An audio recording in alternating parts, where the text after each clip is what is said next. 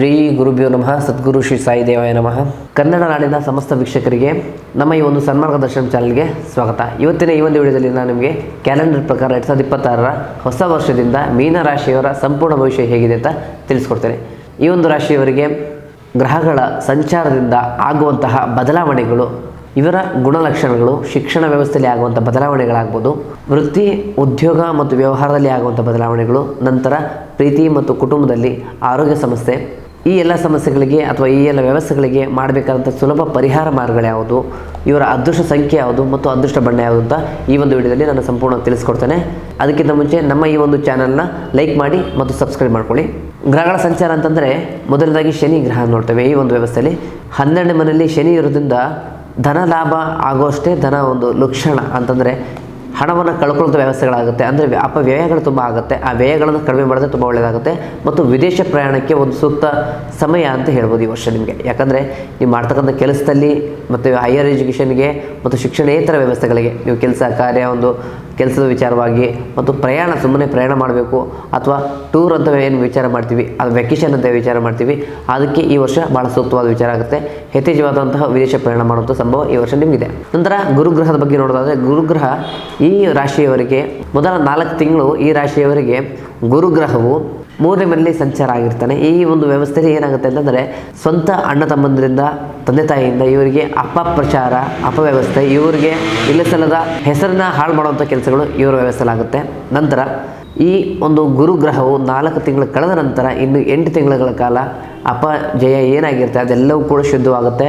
ಮಾಡ್ತಕ್ಕಂಥ ಕೆಲಸ ಅಭಿವೃದ್ಧಿ ಕಾಣ್ತೀರಾ, ಅಂದುಕೊಂಡು ಕೆಲಸ ಆಗುತ್ತೆ, ಹಣಕಾಸು ಕೈಗೊಡುತ್ತೆ, ಎಲ್ಲ ವಿಚಾರದಲ್ಲೂ ಕೂಡ ಮುಂದೋಗ್ತೀರಾ, ಹೊಸ ವಾಹನ ಖರೀದಿ ಆಗುತ್ತೆ, ಆಸ್ತಿ ಖರೀದಿಗಳು ನಿಮ್ಮ ಜೀವನದಲ್ಲಿ ಸಾಧ್ಯವಾಗುತ್ತೆ. ಮತ್ತು ರಾಹು ಮೊದಲೇ ಮನೆಯಲ್ಲಿರೋದ್ರಿಂದ ನೀವು ಮಾಡ್ತಕ್ಕಂಥ ನಿಮ್ಮ ಒಂದು ಸೂಕ್ತ ನಿರ್ಧಾರಗಳ ಮೇಲೆ ನಿಮಗೆ ಅನುಮಾನ ಬರೋದು, ಅದ್ರ ಬಗ್ಗೆ ಟೆನ್ಷನ್ ತೊಗೊಳ್ಳೋದು, ಅತಿಯಾದ ಸ್ಟ್ರೆಸ್ಸನ್ನು ನೀವು ಈ ವರ್ಷ ತಗೊಳ್ಳೋಂಥ ಸಂಭವ ಇದೆ. ಮತ್ತು ಕೇತು 7ನೇ ಮನೆಯಲ್ಲಿ ಸಂಚಾರ ಆಗೋದ್ರಿಂದ ನೀವು ಪಾರ್ಟ್ನರ್ಶಿಪ್ ಬಿಸ್ನೆಸ್ ಏನಾದರೂ ಮಾಡ್ತಾ ಇದ್ದರೆ ಅವರು ಮತ್ತು ಇವರು ಹೇಳುವಂಥ 3ನೇ ವ್ಯಕ್ತಿಗಳ ಮಾತನ್ನು ಗಮನ ಕೊಡದೆ ನೀವು ಮತ್ತು ನಿಮ್ಮ ಪಾರ್ಟ್ನರ್ ಅಂದುಕೊಂಡ ಕೆಲಸದ ಬಗ್ಗೆ, ಅಂದುಕೊಂಡ ವಿಚಾರ ಬಗ್ಗೆ, ಮಾಡ್ತಕ್ಕಂಥ ಪ್ರಾಜೆಕ್ಟ್ಗಳ ಬಗ್ಗೆ ಗಮನ ಕೊಟ್ಟು ವಿಚಾರ ಮಾಡಿದೆ ಆದರೆ ಎಲ್ಲವೂ ಸೂಕ್ತವಾದ ರೀತಿಯಲ್ಲಿ, ಸರಳ ರೀತಿಯಲ್ಲಿ ಮುಂದುವರಿಯುತ್ತೆ. ಅಥವಾ ನೀವು 3ನೇ ವ್ಯಕ್ತಿಗಳ ಮಾತಿಗೆ ಅತಿಯಾದ ಒಂದು ಬೆಲೆಯನ್ನು, ಗೌರವವನ್ನು ಕೊಟ್ಕೊಂಡು ನಿಮ್ಮಿಬ್ಬರ ನಡುವೆ ಸಣ್ಣ ಪುಟ್ಟ ತಗಾದೆಗಳ ಬಂದಲ್ಲಿ ನಿಮ್ಮ ಸಂಪೂರ್ಣ ಜೀವನ, ಸಂಪೂರ್ಣ ವ್ಯವಹಾರವೇ ಹಾಳಾಗುತ್ತೆ ಅಂತ ಹೇಳಲಿಕ್ಕೆ ಬಯಸ್ತಾರೆ. ಮತ್ತು ಇವರ ಗುಣಲಕ್ಷಣದ ಬಗ್ಗೆ ತಿಳಿಸೋದ್ರೆ, ತುಂಬ ಸೌಮ್ಯ ವ್ಯಕ್ತಿಗಳಾಗಿರ್ತಾರೆ. ಯಾವುದೇ ರೀತಿ ಕೂಡ ಅತಿಯಾದ ಕೋಪ, ಅತಿಯಾದ ಆಲೋಚನೆಗಳು ಮಾಡೋದಿಲ್ಲ. ಮತ್ತು ಏನೇ ಆದರೂ ಕೂಡ ಒಂದು ಪ್ರೀತಿಯಿಂದ, ಕಾಳಜಿಯಿಂದ ಎಲ್ಲರನ್ನೂ ನೋಡ್ತಾರೆ.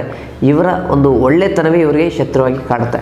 ಇನ್ನು ಶಿಕ್ಷಣ ವಿಚಾರ ನೋಡಬೇಕು ಅಂತಂದರೆ, ರಾಹು ಲಗ್ನ ಸ್ಥಾನದಲ್ಲಿರೋದ್ರಿಂದ ನೀವು ಎಷ್ಟೇ ಓದಿದ್ರು ಕೂಡ ಅದು ಗಮನ ಇಟ್ಕೊಳ್ಳಿಕ್ಕಾಗಲ್ಲ.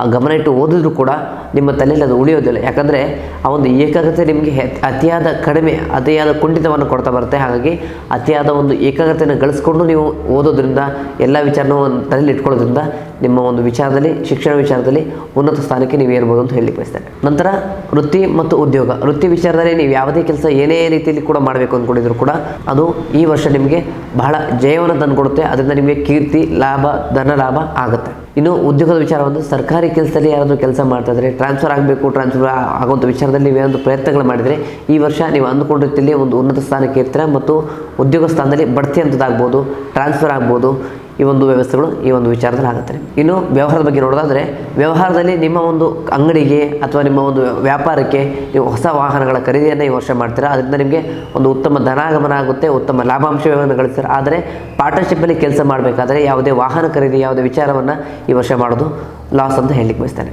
ಪ್ರೀತಿ ಮತ್ತು ಕುಟುಂಬದ ವಿಚಾರ.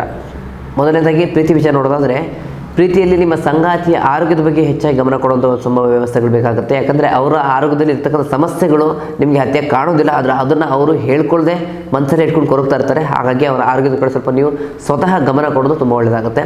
ಮತ್ತು ಕುಟುಂಬದ ವಿಚಾರ ಬಂತು ಅಂದರೆ, ಕುಟುಂಬದಲ್ಲೂ ಕೂಡ ಅಷ್ಟೇ ಮನೆಯಲ್ಲಿರ್ತಕ್ಕಂಥ ಹಿರಿಯ ವ್ಯಕ್ತಿಗಳಿಗೆ ಆರೋಗ್ಯ ಸಮಸ್ಯೆಗಳು ಕಾಡ್ತಾ ಇರುತ್ತೆ. ಅದ್ರ ಬಗ್ಗೆ ಗಮನ ಕೊಡಿ.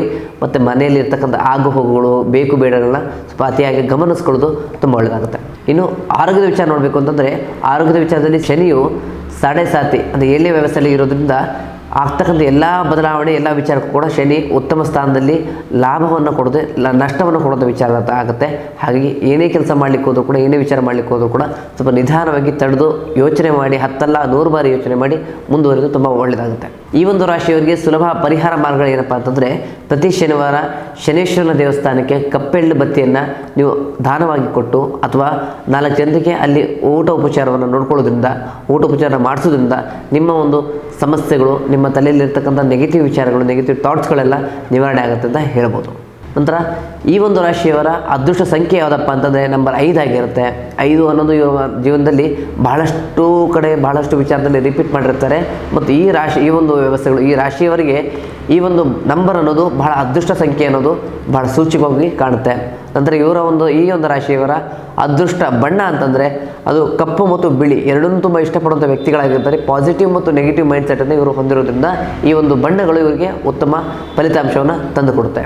ಒಟ್ಟಾರೆಯಾಗಿ ಮೀನರಾಶಿಯವರು ಆಗ್ತಕ್ಕಂಥ ಎಲ್ಲ ಅಪವ್ಯಯಗಳು, ಖರ್ಚುಗಳನ್ನು ಸ್ವಲ್ಪ ತಡೆದು ಮಾಡ್ತಕ್ಕಂಥ ಕೆಲಸದಲ್ಲಿ, ಮಾಡ್ತಕ್ಕಂಥ ವಿಚಾರಕ್ಕೆ, ಮಾಡ್ತಕ್ಕಂಥ ಹೂಡಿಕೆಗಳ ಬಗ್ಗೆ ಹೆಚ್ಚಾಗಿ ಗಮನ ಬೇಕಾಗುತ್ತೆ. ಮತ್ತು ಅತಿಯಾದ ಖರ್ಚುಗಳು ಬೇಡ ಅಂತ ನಾನು ಈ ಒಂದು ವಿಚಾರದಲ್ಲಿ ಹೇಳಿ ಬಯಸ್ತೇನೆ. ಒಟ್ಟಾರೆಯಾಗಿ ಇದಾಗಿತ್ತು ಮೀನರಾಶಿಯವರ 2026 ಸಂಪೂರ್ಣ ಭವಿಷ್ಯ. ಮುಂದಿನ ವಿಡಿಯೋದಲ್ಲಿ ಸಿಗೋಣ. ಧನ್ಯವಾದಗಳು.